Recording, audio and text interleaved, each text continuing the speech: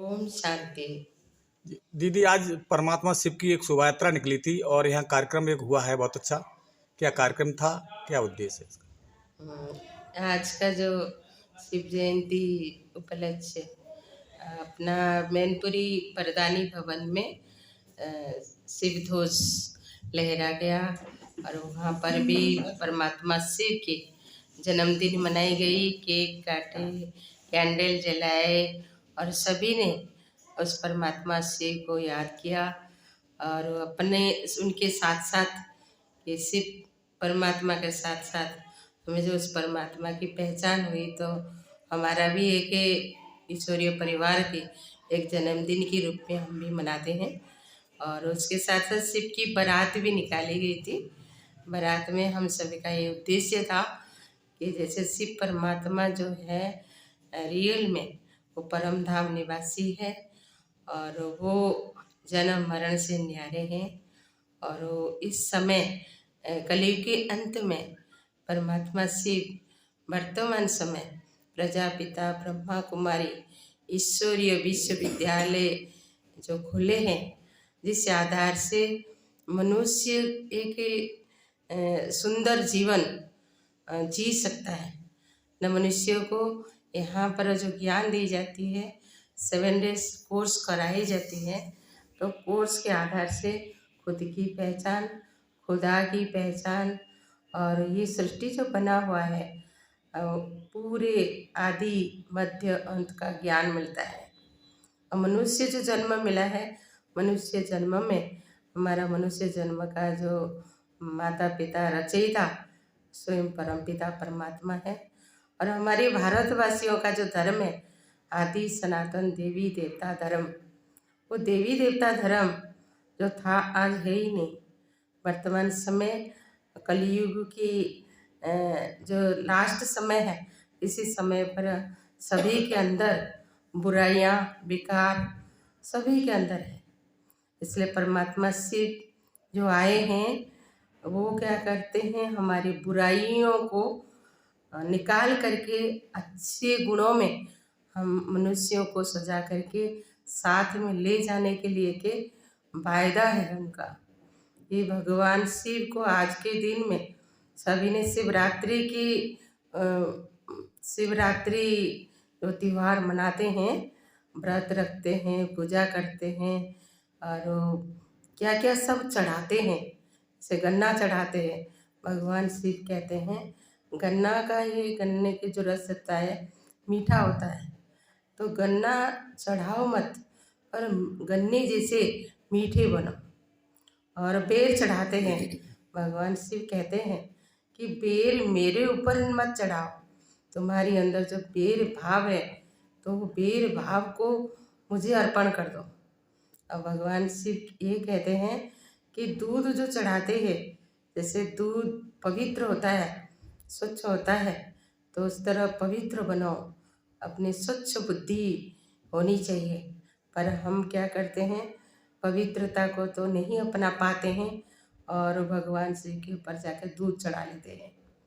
और भगवान कहते हैं जो आपस में लड़ाई झगड़े कांटे जैसा दुख देते हैं और दुख लेते हैं, वो कांटे दुख देने वाले जो अवगुण हैं मेरे ऊपर अर्पण कर दो। हमें तो उस अवगुण को अर्पण नहीं करते हैं, पर क्या करते हैं जेके कांटेदार फल जो धतूरे की फल है वो शिव पर चढ़ा लेते हैं। और ऐसे बहुत सारे चीज़ चढ़ाते हैं, जैसे 3 बेलपत्री चढ़ाते हैं। परमात्मा शिव है त्रिलोकीनाथ, त्रिकालदर्शी, त्रिनेत्री है, तो इसलिए परमात्मा पर 3 पत्ती वाला बेलपत्री चढ़ाते हैं। और परमात्मा शिव के ऊपर 3 रेखाएं खींचा हुआ है। परमात्मा 3 देवताओं का भी रचयिता है, 3 लोक का भी मालिक है और वो सभी के आदि मध्य अंत का ज्ञान देने वाले परमात्मा शिव है। और परमात्मा शिव वर्तमान समय कलयुग के अंतिम समय पर एक अनुभवी मानव शरीर का आधार लेकर के और उनको पूरा उनकी सब कुछ समर्पण करा के उनके नाम प्रजापिता ब्रह्मा रखा। तो ब्रह्मा ने सृष्टि की स्थापना के लिए पूरा सहयोग ब्रह्मा का था कि ब्रह्मा ही सृष्टि की स्थापना करता है, रचयिता है परमात्मा। परमात्मा शिव ने निराकार होने के कारण जिसको हमें शिवलिंग के रूप में सभी पूजा करते हैं, पर परमात्मा का रियल रूप है, बिंदु रूप, ज्योति स्वरूप है, वो सदा ऊपर में रहते हैं। इसलिए हम सभी कहते हैं जो कुछ कर रहा है मेरा ऊपर वाला देख रहा है। ऐसे कोई नहीं कहता है कि नीचे वाला या बीच वाला दिख रहा है। और हर कोई देवी देवताओं ने और हर कोई धर्म वालों ने सभी ने, जैसे क्राइस्ट धर्म में कहा गया गणेश लाइट, परमात्मा प्रकाश स्वरूप है। गुरु नानक जी ने कहा एक ओंकार परमात्मा जोनी निराकार। और मुस्लिम भाई लोगों ने कहा परमात्मा हज करने जो जाते हैं अपना हज पूरी करने के लिए, तो वहाँ पर वो भी कहते गणेश परमात्मा शिव को वहाँ भी शिवलिंग के रूप में कहते कि पत्थर था, लाल पत्थर था, सो काले हो गए।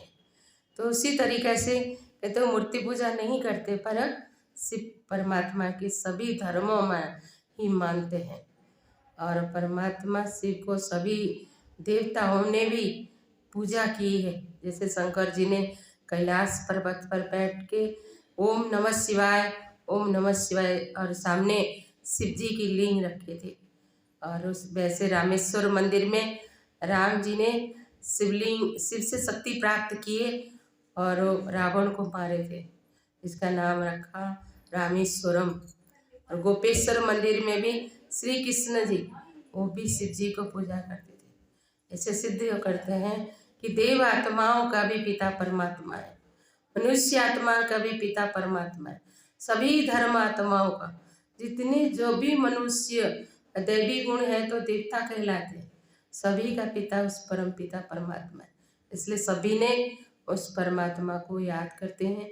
हमारी याद उनके पास पहुँचे, वो हमारी बातें सुन के परमात्मा ने आकर के इस धरा पर एक अनोखा विद्यालय खोला है, जिस विद्यालय के नाम रखा प्रजापिता ब्रह्मा कुमारी ईश्वरीय विश्वविद्यालय। ये प्रजापिता ब्रह्मा के आधार से ये परमात्मा शिव ने आके, ईश्वर ने आके विद्यालय खोला, जहाँ पर परमात्मा खुद स्वयं जो ज्ञान देते हैं, और वो ज्ञान आत्माओं के लिए है। जो हमें आज जो जीवन जी रहे थे शरीर समझ करके जी रहे थे, पर समय बढ़ता था, परेशानी आती थी, तो उस परमात्मा याद आते थे। तो परमात्मा शिव वर्तमान समय हम सभी आत्माओं को इस विद्यालय के द्वारा पढ़ाते हैं। हम आत्मिक पढ़ाई यहाँ पर पढ़ते हैं। इसके आधार से मन भी खुश, तन भी तंदुरुस्त और सदा खुश रहते, सारा विश्व को इस सुख और शांति का दान भी करते हैं। प्रकृति को भी सत्व प्रधान बनाने की यही सेवा करते हैं कि परमात्मा जो सबका सागर है उनसे कनेक्शन जोड़ के सारा विश्व को हमें योगदान व शक्तियों का दान, गुणों का दान, शांति का दान करते हैं। यही सब आज की विशेष दिन में हम सभी को यही कहते हैं कि आप भी उस परमात्मा से जरूर जोड़िए। इस परम पिता परमात्मा को हमने पुकारा, वो जो आए उनकी सही पहचान करने के लिए यहाँ ब्रह्मा कुमारी में 7 दिन का कोर्स होता है। 7 दिन के कोर्स में बहुत सारे चीज़ मनुष्य को मिलना चाहिए, समझ होनी चाहिए, वो सारे चीज़ मिल जाता है। फिर इसके बाद मनुष्य के अंदर जो 7 दिन का कोर्स कर लेते हैं, कहते जो पाना था सो पा लिया और कुछ बाकी नहीं रहा। इतना कैसे दीदी, मैं कहना चाहूँगा कि हर आदमी ये चाहता है कि मैं पैसे वाला बन जाऊँ, बड़ा अधिकारी बन जाऊँ, बहुत कुछ प्राप्त हो जाए। कोई ऐसा शॉर्टकट रास्ता है जो परमात्मा पाने के लिए? कृपया बताने की कृपा करें। बड़े आदमी सब कुछ देने वाले तो परमात्मा है। जब हमें उस परमात्मा की पहचान कर लेते हैं और कहते एक दाता और सारे संसार है भिखारी, और दाता की पहचान हो जाए, उनसे कनेक्शन जुड़ जाए, फिर किसी बात की कमी नहीं रहता है। हम तो यही जानते हैं यहाँ पर जितने जुड़े हुए हैं और वो खुद ही अनुभव करते हैं आज कुछ नहीं था जिसके पास आज भरपूर है। एक मन की खुशी, इसे कहते हैं जहाँ पवित्रता है वहीं सुख शांति है। जहाँ सुख शांति है और वहाँ धन भी आता है। जहाँ शांति है, कलह कलेश है, वहाँ पर धन भी क्या करते हैं, धन ऐसी चीज है जो जहाँ पवित्रता होती है वहाँ लक्ष्मी वास करते हैं। तो इसलिए हम दीपावली पर भी कोने कोने साफ करते हैं, एक लक्ष्मी के आह्वान करते हैं। यहाँ पर परमात्मा शिव से हम कनेक्शन जोड़ने के लिए हमारे विचार को शुद्ध बनाते हैं। विचार को शुद्ध बनाने के लिए रोज परमात्मा यही विद्यालय में रोज हम बच्चों को पढ़ाते हैं। अच्छे अच्छे विचार, अच्छी अच्छी बातें रोज सुनते हैं तो मन में अच्छी अच्छी बातें सुनने से, अच्छे विचार करने से, अच्छा ही देखना, अच्छा सुनना, अच्छा बोलना, फिर अच्छे कर्म करना, फिर अच्छी फल की भागीदार बन जाते हैं। तो यही तो धन लाने की भी यही मेन है, दाता को पहचानना है और दाता से कनेक्शन जोड़ना है। यही सहज विधि है, बहुत सरल है। इसलिए आप आधा आधा घंटे की टाइम निकाल करके उस परमात्मा की 7 दिन तक उस परमात्मा पिता की बातें सुन लीजिए, फिर ही आपके कनेक्शन ईश्वर से हो जाएगा। तो दाता से कनेक्शन जुड़ जाता है।